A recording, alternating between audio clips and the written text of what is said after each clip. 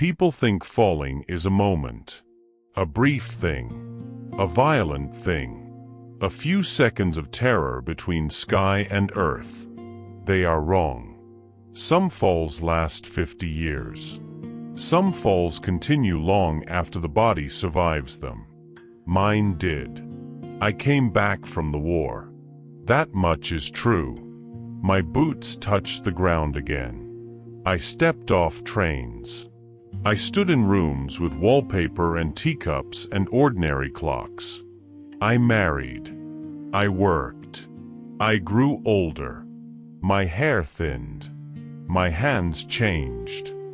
I watched the world move on as if moving on were the most natural thing a man could do after watching the sky burn. So yes, I returned. But every night, for most of my life, part of me kept falling. Not always in the same dream. The mind is more inventive than that. Sometimes I am inside the cockpit again, instruments shaking, breath too loud in the mask, fire somewhere behind me where there should only be engine heat. Sometimes I am outside the plane, suspended in that impossible space between noise and impact, watching the earth rise with terrible patience. Sometimes I do not see anything at all. Only hear the radio. A voice. Broken by static. Trying to stay calm. Then gone. That is the part that stayed. Not the medal, if there was one. Not the dates. Not the maps. The voice. You can live a whole life after war and still be governed by a sound no one else around you remembers. That is why I am speaking now. Because I am old. Because time has begun taking small things from me while refusing, with its usual cruelty, to take the one thing I begged it to erase. Because I no longer trust silence to be noble. And because there was a man once, a better flyer than I was, a louder laugher, a steadier nerve in bad weather, who deserves more than to remain a burst of fire in the corner of my sleep. History remembers planes as machines. Tonnage, speed, range, victories, losses. But I remember the men inside them. The hands on the controls. The jokes before takeoff. The forced casualness in the briefing room. The letters folded in breast pockets. The way some men stared at the runway just a little too long before climbing in, as if trying to say goodbye to the earth without being seen doing it. And I remember him. So let me begin before the burning. Before the radio broke. Before the sky became the place where friendship failed to protect either of us from gravity. Let me begin when flying still meant freedom. I was one of those boys who looked up more than he looked ahead.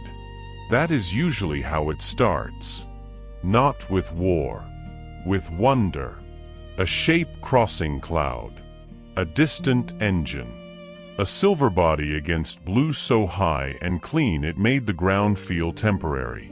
Some boys want horses. Some want ships. Some want to inherit land from fathers who understand weather better than emotion. I wanted the sky. Not in a poetic way then. Nothing so refined. I wanted speed. Height. Mechanics. The thrilling indecency of leaving the ground behind. There was something about airplanes that seemed to insult all the old limitations at once. Roads, fences, rivers, mountains, distance. None of it mattered up there in quite the same way. I came from ordinary things. A house with a front porch and narrow stairs. A mother who believed in ironing properly and saving wrapping paper if it could be reused. A father who distrusted extravagance and liked engines because they obeyed rules. A brother who stayed closer to home than I ever could. A town that expected a man to become something practical and local. I was young in the usual dangerous way. I believed talent could outrun consequence. I believed some men were simply meant for motion. I believed the future would reward hunger if the hunger was strong enough.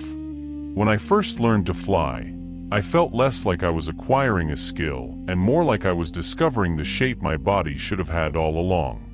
The ground is useful, necessary, human, but the air was permission. Everything sharpened there. Noise, instinct, timing. The body became a system of adjustments. The mind became clean in ways I have never known on land. Lift, balance, turn, horizon, throttle, correction. No clutter.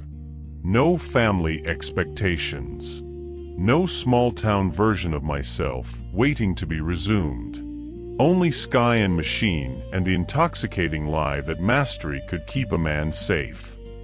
Then came the war, and like all wars, it had a talent for taking what men loved and feeding it back to them in ruined form. Flying did not stop being beautiful. That is one of war's ugliest tricks. Beauty persists inside destruction. Sometimes it even sharpens. Cloud banks at sunrise. Sunlight flashing off a wing. The impossible calm above weather. The earth laid out below like a map God left unfinished. All of that remained. But beauty was no longer innocence. It became backdrop. To fear. To duty. To calculation. To the knowledge that one hit, one flame, one failed return could turn wonder into wreckage faster than thought. I joined because of some familiar mixture of motives. Country, yes. Anyone who says otherwise is either lying or simplifying. But also pride, and youth, and appetite, and the seduction of becoming larger than my civilian life would ever have allowed. A uniform can do that to a young man. It can make him feel chosen by history, when in truth he has only made himself more available to it. Training sharpened everything I already loved and introduced everything I had not yet feared. Procedures. Formation discipline. Engine trouble. Navigation under pressure. Fuel management. Weapons. Emergency drills. Survival instructions delivered in tones calm enough to be insulting. There is a point in military aviation training when you realize that every lesson is actually a rehearsed conversation with disaster. What to do if the engine fails? What to do if you lose orientation? What to do if you are hit? What to do if you must bail out? What to do if the aircraft burns? What to do if you are separated? What to do if the man beside you disappears from your sight line? No one says it that way, but that is what it is. You practice catastrophe until it starts to feel procedural. That false familiarity is sometimes the only thing standing between discipline and panic. That is where I met James Mercer. Jimmy. He had the kind of confidence I distrusted at first and relied on later. Too relaxed on the surface. Too quick with a joke.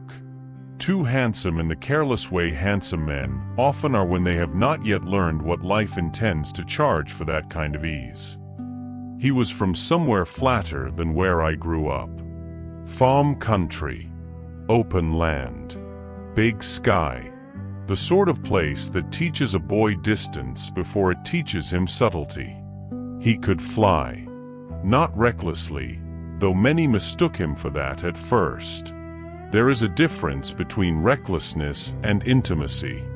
Jimmy knew airplanes the way musicians know rhythm, not by rules alone, but by feel.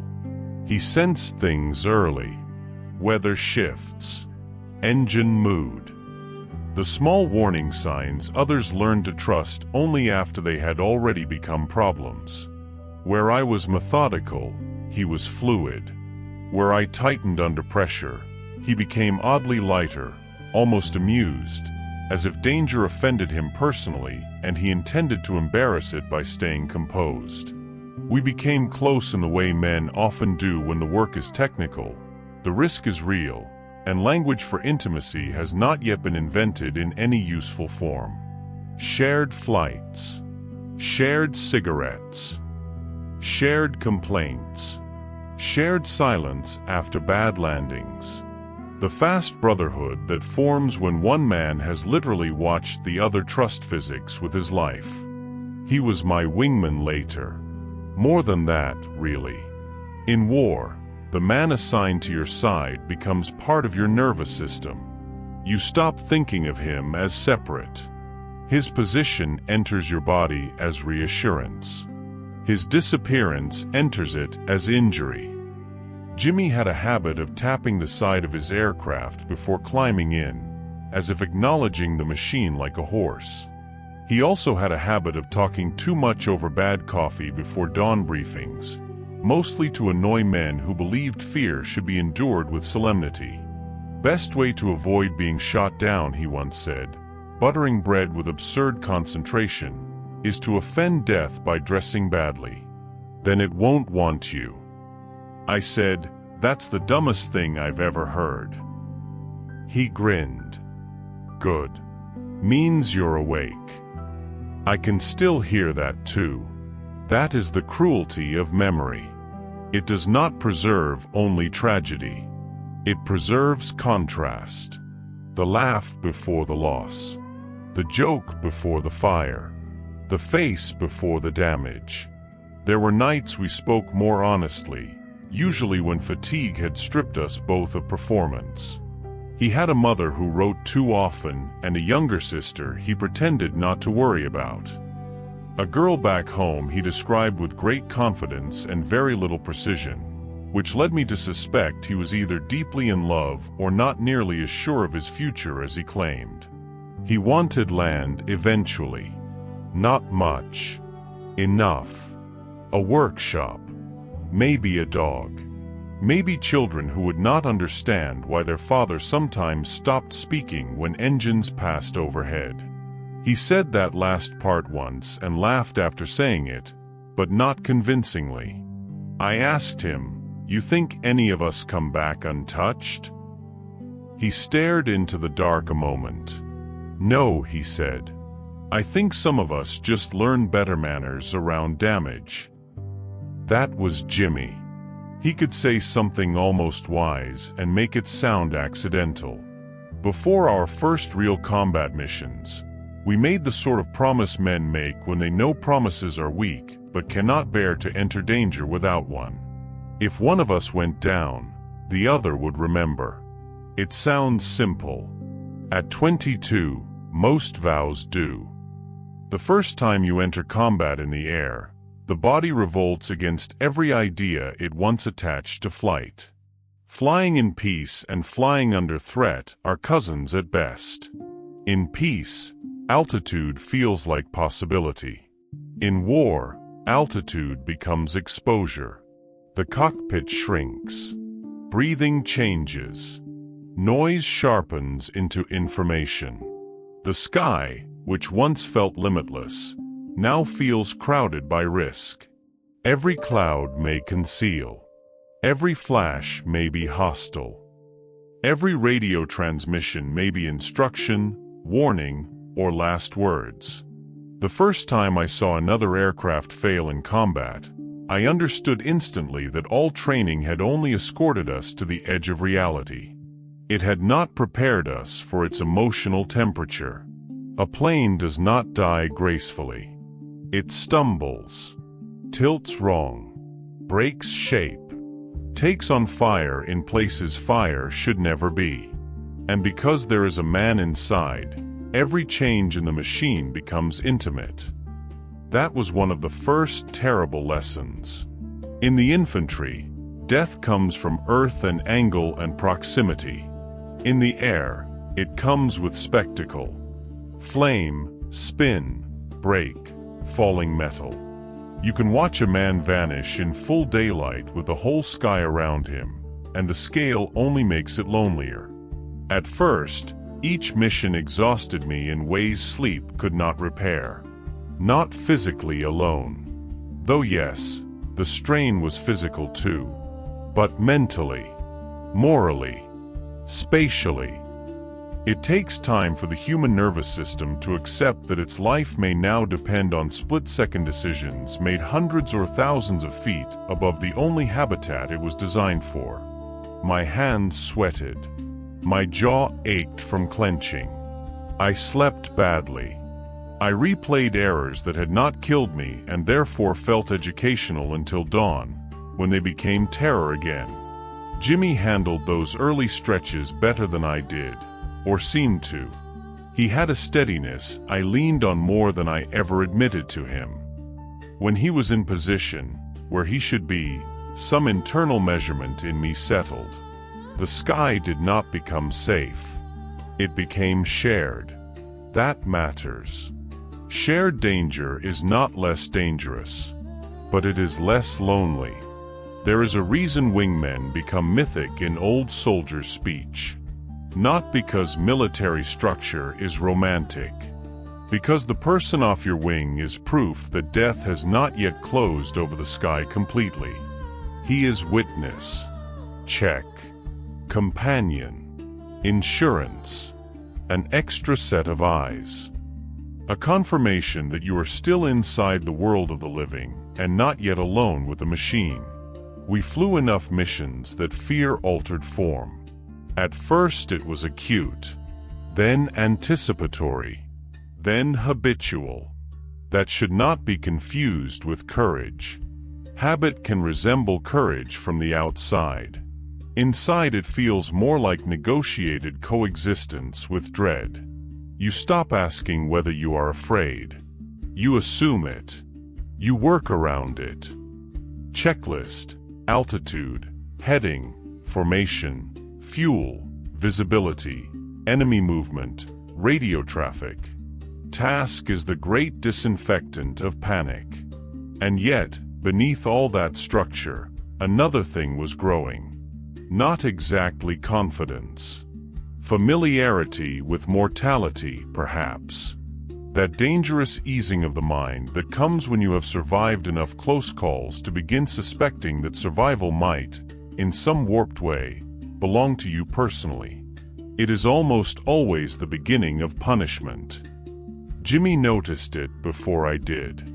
One evening after landing, we stood watching mechanics move around the aircraft in fading light. Oil smell, cooling metal, men shouting from under wings. He said, "You know what worries me?" I said, "That one day you'll have to be serious." He ignored that. "What worries me is getting used to this." I said, "Bit late." "No." He shook his head. "I mean really used to it. The kind where your luck starts sounding like skill in your own head." He was right. War corrupts perception in that way. If you survive long enough, you begin making stories around your survival. You attribute pattern to randomness because randomness is too insulting. Good instincts, good training, good timing, strong nerves. Sometimes those things matter. Sometimes a man simply happens not to be where death arrives. The trouble is, once you start believing your continued existence says something important about your deserving, the death of others becomes harder to bear. Because then what are you to conclude when the wrong man burns? Jimmy and I had close calls. Everyone did. Weather that turned. Navigation that tightened. Mechanical failures narrowly managed. Enemy fire close enough to leave the body remembering the distance long after the mind had stopped counting it. Each time we landed, there was relief. Real relief. But relief in wartime comes with a poison in it. Every safe return increases gratitude and expectation at once. You begin to assume there will be another, and another, and another, until one day there isn't. The mission that ended Jimmy's life did not announce itself as special. That is another thing people misunderstand about catastrophe. They imagine omens. A strange silence at breakfast. A man pausing over a photograph. A final meaningful glance exchanged under dramatic light. No. Mostly, bad days begin as ordinary ones. A briefing. Maps. Coordinates. Expected opposition. Weather conditions not ideal but manageable. Men drinking coffee they barely tasted. Jackets. Gloves. Routine. Jimmy was in his usual humor before takeoff. I remember that painfully well. He said something about the weather looking like it had been organized by men with a personal grudge against pilots. Someone told him to shut up. He laughed. I rolled my eyes. All of it so normal that memory itself seems almost obscene for preserving it so carefully. I did not know I was watching his last unbroken morning. If I had known, what would I have done differently? That question is useless. It has still kept me company for decades. We took off under a sky that never fully committed to light. Cloud layer uneven. Visibility workable, then worse, then workable again. The aircraft performed well enough. Radio traffic busy but not chaotic. For a while, the mission belonged to procedure. Then it belonged to war. Contact. Maneuver. Adjustments. Pressure. Speed of thought catching up to speed of consequence. I will not reduce it to spectacle for you. The air does not need dramatization. It was confusion with rules. Violence with geometry. The body doing things the mind would only understand later. Jimmy stayed on my wing through the worst of the first engagement. I saw him where I expected him to be, then farther out, then back in. A flash. Movement. Radio call clipped short. Another aircraft passing too close. The whole sky becoming crowded with split-second decisions. Then I saw the hit. Not cleanly. No tragedy ever occurs in memory exactly as film prefers. There are always obstructions. Angles. Noise. Misread distances. Time sliced too thin. But I saw enough. A strike near the rear. A brief, unnatural flare. Then flame. It is possible to know disaster instantly and still spend the next several seconds arguing against it. My body knew before my mind agreed. I called him. No answer at first. Then his voice came through the radio, rough with static but unmistakably his. I'm hit. There are sentences that alter gravity.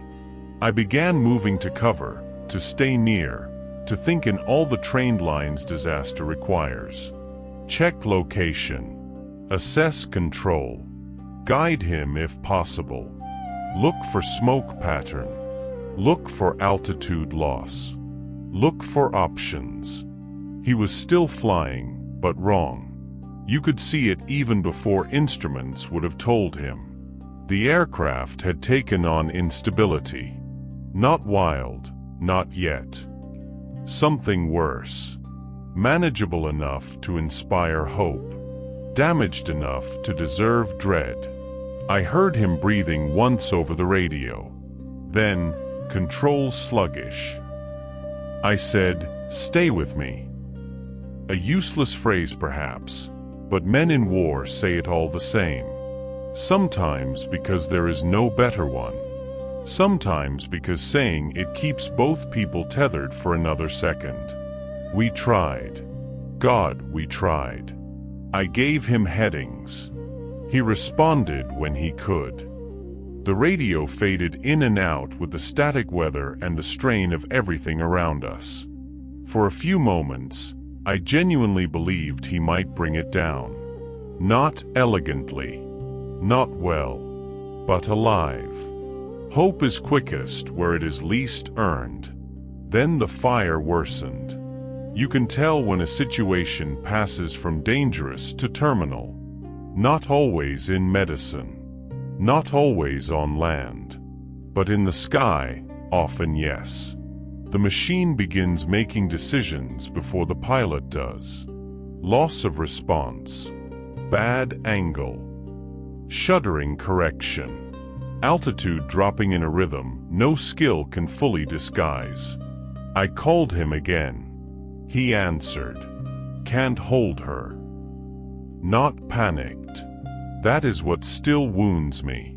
He sounded not brave exactly, but focused, as if concentration itself might still alter the ending.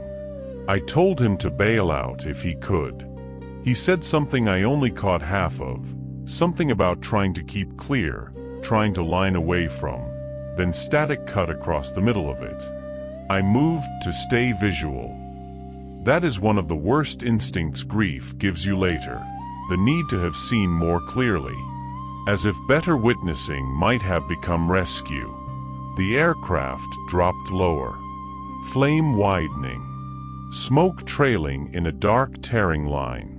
Then his voice returned one last time. Very clear for just a second, as if the radio itself understood that ending deserved dignity. Tell them I tried. I remember going cold. Not scared. Beyond scared. Cold in the center of the body, where certainty arrives.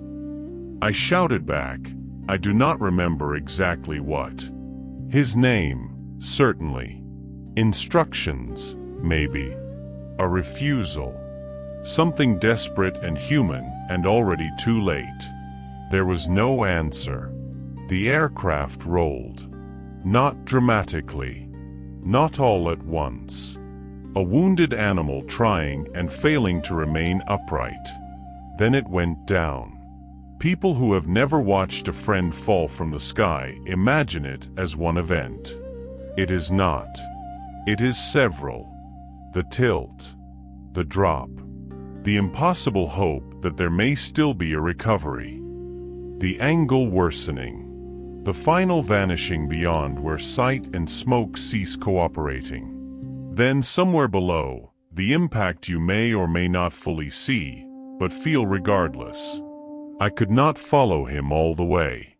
That sentence has governed more of my life than I care to admit. I could not follow him all the way. Because of orders. Because of fuel. Because of enemy threat. Because survival in war is rarely granted the dignity of one pure moral demand at a time. I circled as long as I could without becoming another casualty. I searched what could be searched. But the sky was not mine to command, and neither was the ground waiting beneath him. Eventually, I had to return.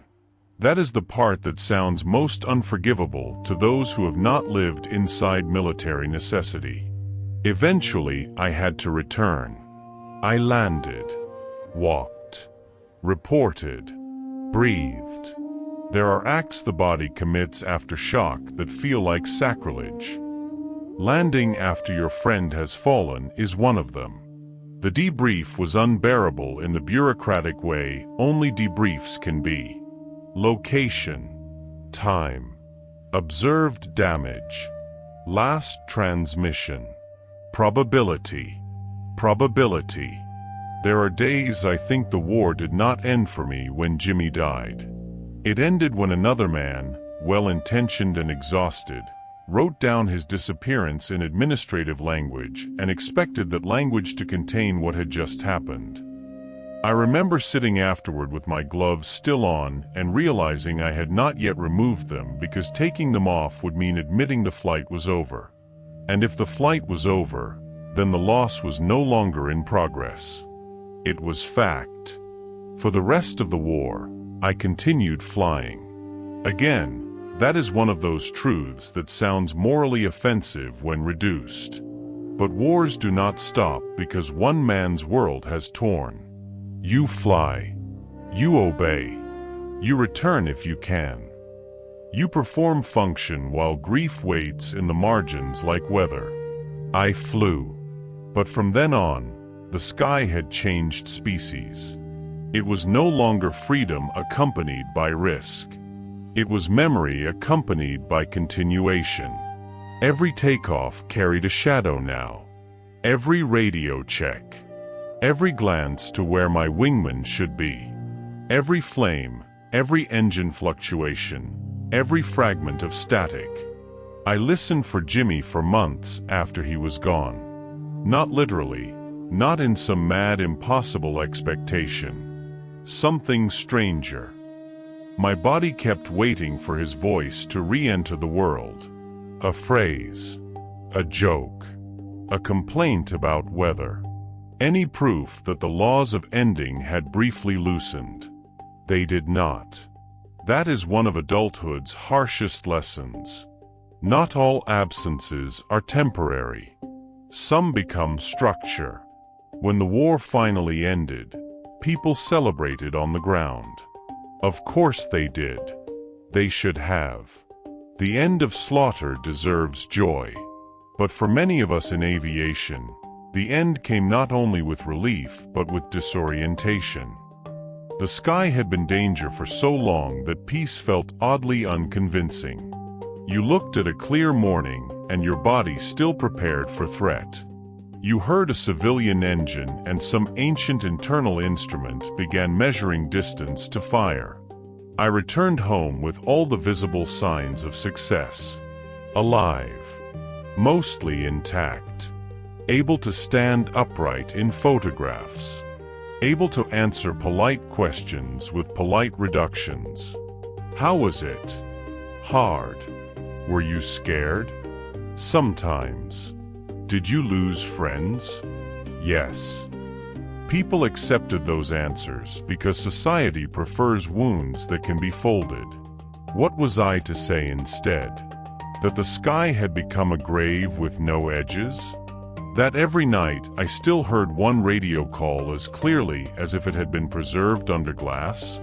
That I could sit at supper with my family and feel, under the table of ordinary life, the old sensation of dropping?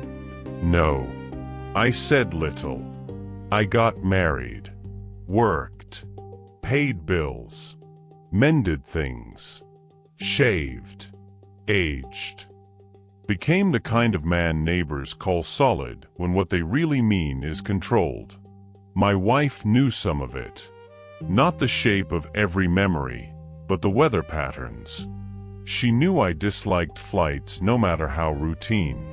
Knew I watched the sky too carefully during storms. Knew fireworks angered me more than startled me.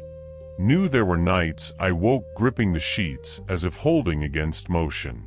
There is tenderness in being known by symptoms. There is sadness too. We had children. I loved them in the practical, constant, frightened way damaged men often do. Love after war is not less powerful. It is usually more afraid. I worried about absurd things. Stairs. Speed. Head injuries. Anything falling. Anything burning. Anything mechanical making the wrong sound. People think trauma repeats only its exact original image. Not true. Trauma generalizes. The body grows suspicious of categories. Impact. Flame. Static. Descent. Loss of control. I had all the classic dignities of survival. A job. A family. A house. Friends enough. A life that, viewed from the street, made sense. And still, in private, I kept falling. Sometimes the dream is simple. I am back there. Jimmy on the radio. Smoke behind him. The old instinct to calculate and save and guide. The old certainty arriving ahead of language. Sometimes the dream is crueler. I am the one going down, but it is his voice speaking from my mouth. Or he lands and I do not. Or we are both young forever and the war keeps restarting before either of us can leave the runway. There were years I drank too much after such nights. Not flamboyantly. Nothing grand enough to earn intervention. Just enough to quiet the machinery for an hour or two. Enough to disappoint myself privately. We did not have the language then that people use now with such ease. Trauma. PTSD. Moral injury. Maybe the words existed somewhere, but not in the kitchens and workshops and veterans halls I knew. We used older phrases. Nerves. Fatigue. Bad sleep. A lot on his mind. Language can be merciful. It can also be evasive. What I had was not simply bad sleep. It was an unfinished event living on repeat inside the nervous system. And beneath that, something worse. Not just grief. Guilt. Because grief says, he is gone.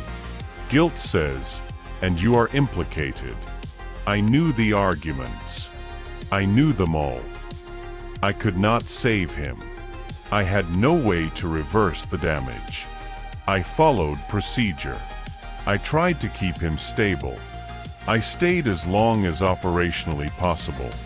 Turning back further might have killed me too. War offers no magic exceptions for friendship.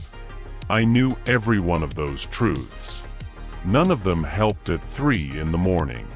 Because guilt is not a courtroom. It is a private weather system. It asks the same useless questions until your bones believe them. Why not sooner? Why not closer? Why not one more pass? Why not disobey? Why him? Why not you? Most people think survivors' guilt belongs mainly to infantrymen who watch someone die beside them. I can tell you it lives perfectly well in the sky. Especially there. Because in the air, distance is often visible but unreachable. You see more than you can affect. You witness helplessly at scale. And then you are forced by fuel or orders or the mere fact of staying alive to continue moving while another man falls out of the world. Years passed. Then more years. My children grew. My hair grayed. The war turned into anniversaries and documentaries and official language polished smooth enough for public ceremony. Jimmy remained young. That is the terrible bargain the living make with the dead. We age for both of us. I became older than he ever had the chance to be. Then older still. Then old enough that the arithmetic itself felt obscene. I would watch men in hardware stores or train stations, fathers, grandfathers, men with bad knees and reading glasses, and think, Jimmy should have had time to become this ordinary. People underestimate how much war steals from the dead by denying them banality. Ordinary age is a privilege, a stoop in the shoulders, a complaint about weather, a drawer full of screws no one else can identify, the right to become mildly ridiculous in peace. He never got that. For a long time, I remembered Jimmy only in fragments tied to his ending. The flare, the radio, the drop. Then much later, memory changed shape. This happens if you live long enough. Either time softens an image, or it rotates it until another truth becomes visible. I started remembering him before the war more often. His boots on a bench in the briefing room. The way he leaned back too far in chairs. His habit of talking with his hands when annoyed. The absurd things he said before dawn. The tap on the side of the aircraft before climbing in. That should have comforted me. Instead, it made the guilt more precise. Because now it was not just a pilot I had lost. It was a full person whose ordinary future had once existed in detail. Workshop. Land. Dog. Maybe children. Bad manners around weather. A wife rolling her eyes at his confidence. A life made of years rather than one terminal transmission. I began recording this because of a museum. Yes, a museum. Old age is full of these humiliatingly simple detonations. A grandson asked if I wanted to go. He liked planes. Model kits, mostly. Bright, clean curiosity. The sort no one should ever punish. So I went. There it all was. Polished metal. Placards. Specifications. History made presentable. Children pointing at propellers. Men like me walking slower than they used to, staring longer than anyone else in the room. I was managing well enough until we reached one particular aircraft. Not his exact machine, but close enough. The same general shape. The same silhouette that memory could complete without permission. My grandson, without knowing it, said, "Imagine what it felt like to fly one of these." Imagine. That word nearly undid me. Because I did not need imagination. I had sensory memory. I stood there looking at polished museum metal, and all I could think was, it never stays polished in the mind. In the mind it burns. It shudders. It carries a voice. There was a display nearby with old radio equipment. That did it. Not the plane. The radio. Something about the headset, the dials, the physical reality of transmission made the past move from archive to bloodstream in an instant. My grandson noticed I had gone pale. He asked if I was all right. And I heard myself say, I had a friend. Not I flew. Not I served. Not we lost men. I had a friend. That was the first honest sentence I had spoken about the war in years. Maybe decades. That night I could not sleep. But for once, the sleeplessness did not feel like punishment alone. It felt like summons. I realized, lying there, that if I died as I had lived, quiet, controlled, technically respectable, emotionally evasive, then Jimmy's final shape in the world would remain a military incident. Aircraft lost. Pilot presumed dead. Mission completed. No. I could not bear that. Not anymore. He had been reduced once by fire. I would not reduce him again by silence. So I bought the recorder. And now I am here. An old man in a quiet room, trying to do at last what youth and fear and masculine manners prevented me from doing properly all those years ago. To say his name as if it belongs among the living. James Mercer. Jimmy. You were here. You laughed too loudly in the mornings. You distrusted solemn men. You flew like the machine had told you its secrets privately. You wanted land one day. You pretended not to miss home as much as you did. You understood before I did that survival can begin sounding too much like merit if a man is not careful. And on that day I have replayed in weather, in static, in sleep, in old age. You tried. That matters to me. Your last words were not fear, not surrender. Tell them I tried. You did. I need that said plainly. You did. I could not save you.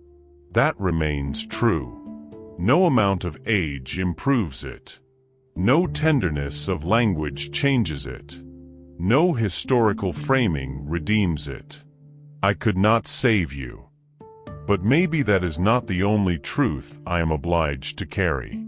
Maybe I am also obliged to carry this. That you were more than your fall. More than the smoke. More than the report filed afterward. More than the static that cut your voice into history. Maybe what I owed you was not lifelong punishment, though I gave us both plenty of that. Maybe what I owed you was witness. Witness is harder than people think. Not dramatic witness. Not public ceremony. Accurate witness. To remember the ordinary parts. To restore proportion. To keep the dead from being flattened by the manner of their death. War is greedy. It does not only take lives. It tries to seize authorship over them. I am resisting that now, late as I am. If you are hearing this and you have never known war, let me tell you something simple. The deepest injuries are not always the visible ones. Sometimes the body survives almost untouched while the nervous system spends decades reliving one unfinished second.